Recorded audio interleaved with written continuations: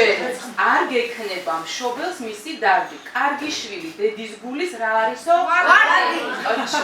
ბავშვთა ბიბლიოთეკაში, სადაც არის ძალიან ბევრი წიგნი და ჩემთან ავტორებთან ერთად ძალიან ბევრი წიგნი წავიკითხეთ, ასევე გამოცანებით და ძალიან მომეწონა. ძალიან მომწონს წიგნების კითხვა, თუ რა თქმა უნდა ძალიან საინტერესო წიგნია. ჩემი საყვარელი წიგნი არის ფეფექცელის წიგნი და პირველი ნაწილი, მეორე ნაწილი და მესამე ნაწილიც. ძალიან საინტერესო იყო და ასევე სახალისოც. საბავშვო ბიბლიოთეკაში აღვნიშნეთ წიგნის საჯაროდ კითხვის საერთაშორისო დღე. მოწვეული ყავდნენ მეოთხე კლასის მოსწავლეები, რომელთან ერთადაც წავიკითხეთ რამდენიმე მოთხრობა, ამოცანები, ლექსები, ძალიან სასიამოვნო შეხვედრა შედგა. გარდა ამისა, აღნიშნული ბიბლიოთეკა გასულ წელს მერიის დაფინანსებით სრულად რეაბილიტირდა, ამიტომ აქ შექმნილია ძალიან სასიამოვნო გარემო, სადაც შეუძლიათ ბავშვებს მოვიდნენ, წაიკითხონ, გაეცნონ თავიანთ საჭირო ლიტერატურას.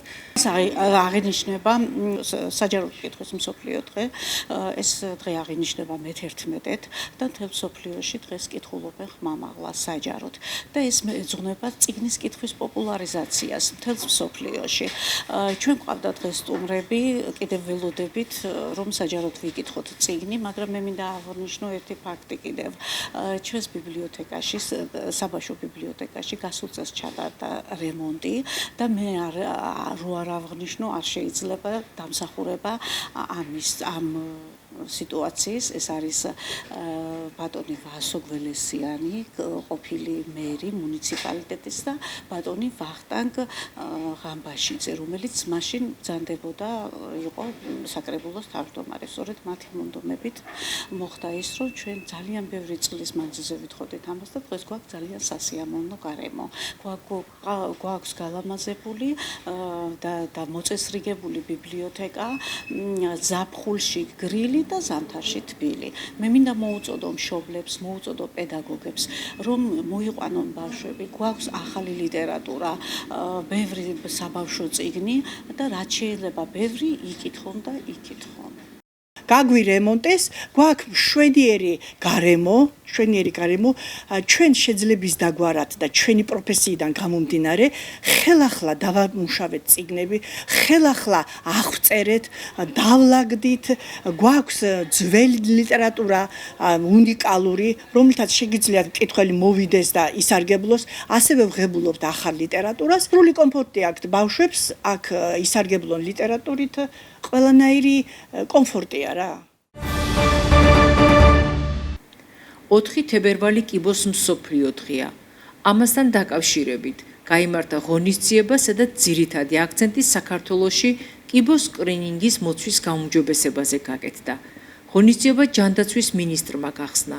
მიხეილ სარჯველაძემ ყურადღება გაამახვილა სკრინინგის პროგრამების ხელმისაწვდომობაზე, მოსახლეობის ინფორმირებულობის ამაღლებასა და პრევენციული სერვისების გაძლიერებაზე, რაც მისივე განმარტებით კიბოს ადრეულ ეტაპზე გამოვლენასა და ეფექტიან მართვას მნიშვნელოვნად უწყობს ხელს.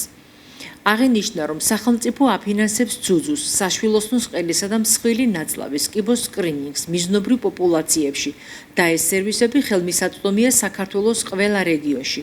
აღსანიშნავია, რომ ქვეყანაში ასევე ხელმისაწვდომია ადამიანის პაპილომავირუსის საწინააღმდეგო ვაქცინაცია, რომელიც საშვილოსნოს ყელის კიბოს პრევენციის ყველაზე ეფექტური გზაა. ონკოლოგიური დაავადებების მქონე ბავშვების მკურნალობა სახელმწიფოს მიერ სრულად ფინანსდება როგორც საქართველოში, ისე თურქეთში, ისრაელსა და ესპანეთში წამყვან მაღალ ტექნოლოგიურ სამედიცინო დაწესებულებებში.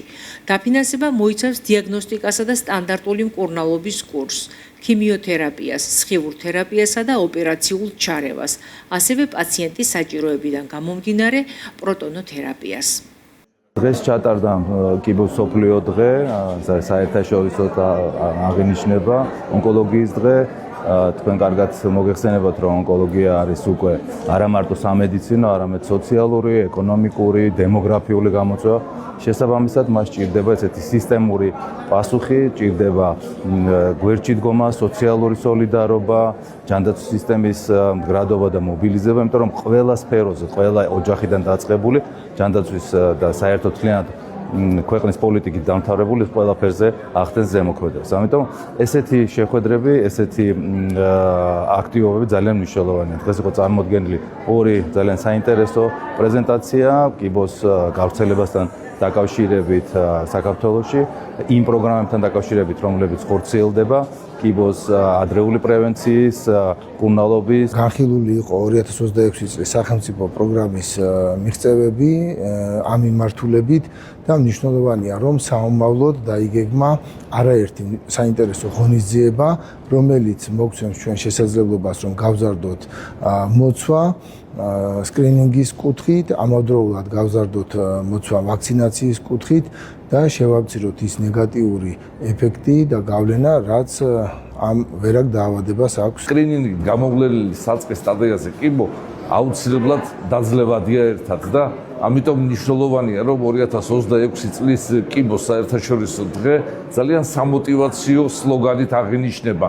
მე ვარსებობ, ესე იგი შევძლებ და მთელ სოფლიოში ზუსტად ამ სლოგანით მოუწოდებთ თითოეულ პაციენტს, რომ რათა შევებრძოლოთ დროულად კიბოს. რაც თავარია, წინასწარ ჩავიტაროთ პრევენციული ღონისძიებების სკრინინგი, რომელიც სრულიად უფასოა ჩვენს ქვეყანაში, არაერთი მიმართულებით. Today we are marking the World Cancer Day, and on this occasion WHO has released a global analysis on cancers.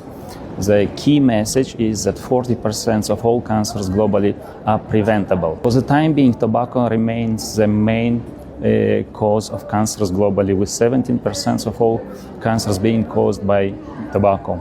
On the second place are various infections leading to cancers, and on the third place is alcohol. There are highly preventable cancers like cervical cancers, for example.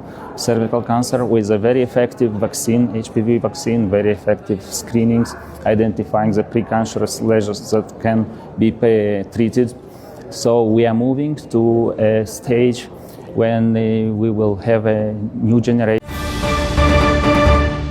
ზესტაფონელმა 11 წლის ნინო ბენდელიანმა საქართველოს სალიცენზიო ჩემპიონატზე ღირსეულად იასპარეზა და ვიცე-ჩემპიონი გახდა. აღნიშნული შედეგი მისი მონდომების შრომის მოყვარეობისა და სისტემური ვარჯიშის შედეგია. ნინო 1 წელია ზესტაფონის სპორტული სკოლის ძიუდოს სექციაში ვარჯიშობს. რამდენიმე თვის წინ მან რესპუბლიკურ ტურნირში გოგონათა შორის მესამე პოზიციის დაკავებაც მოახერხა. ამბობს, რომ ძიუდო მისთვის საინტერესო სპორტია და მეტი წარმატების მისაღწევად თავს არ დასოქავს. ქალაქ თბილისში შეჯიბრზე და ვიჭიდავე სარეინტეკო ტურნირი. ვიჭიდავე 4 შეხვედრა, 3 მოვიგე და ფინალში დავმარცხე. დავიკავე მეორე ადგილი. დავდივარ 1 წელი ძიუდოზე. ეს ჭიდაობა ძალიან მომწონს, ძალიან ლამაზია და თან ჩემი ძმა მზადდებოდა და მეც მინდა რომ შესულიყავი და მენახა როგორი სპორტი იყო. დავნიშნეთ ბლოკმატარებელი ფოთიდან ბაქოს მიმართულებით. ეს არის მნიშვნელოვანი სიახლე, გამომდინარე იქიდან, რომ ეს მოუტან საქართველოს რკინიგზას დამატებით კონტეინერებს, დამატებით მოცულობით ტვირთებს. შესაბამისად, როგორც ასევე ტვირთმფლობელებს და საკონტეინერო ხაზებიც არის მნიშვნელოვანი და მეტი კომფორტი მათთვის, იმიტომ რომ წინასწარ იქნება განსაზღვრული გრაფიკები, როდის გავა ფოთიდან და როდის ჩავა ბაქოში. ასევე ეს მნიშვნელოვნად შეამცირებს იმ დროს, რაც დღეს არსებული დრო არის ფოთიდან ბაქოს მიმართულებით და ეს ფაქტობრივად დაახლოებით გავანახევრებთ იმ დროს, რაც აქამდე ქონდა.